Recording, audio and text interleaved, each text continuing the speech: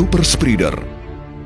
Klaster Starbucks Korea Selatan dalam waktu 2 jam saja, dengan protokol ventilasi, durasi, jarak atau VDJ yang buruk, satu orang dapat menularkan COVID-19 ke 56 orang lainnya.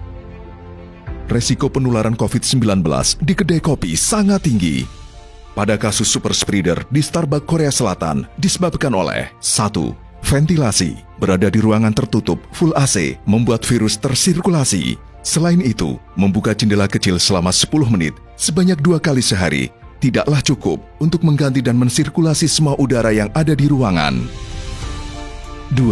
Durasi, 2 jam merupakan waktu yang cukup lama untuk menularkan virus terhadap pengunjung lainnya, secara langsung atau tidak langsung. 3.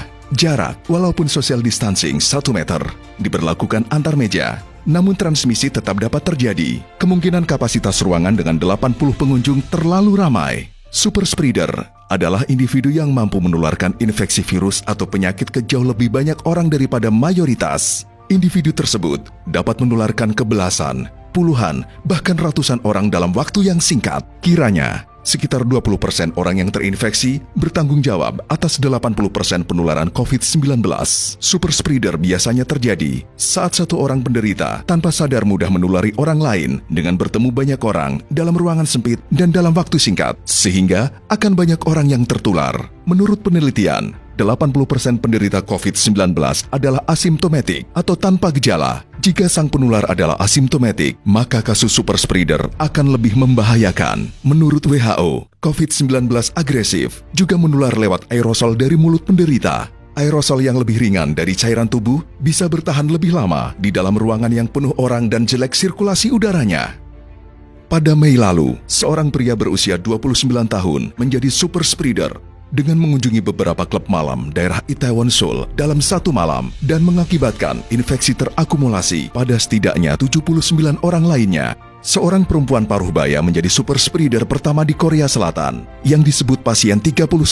Ia merupakan anggota pertemuan di Gereja Yesus Sicheonji di wilayah Daegu awal tahun ini. Kelompok ini diidentifikasi sebagai klaster virus terbesar di Korea Selatan dengan lebih dari 5.200 kasus penularan COVID-19.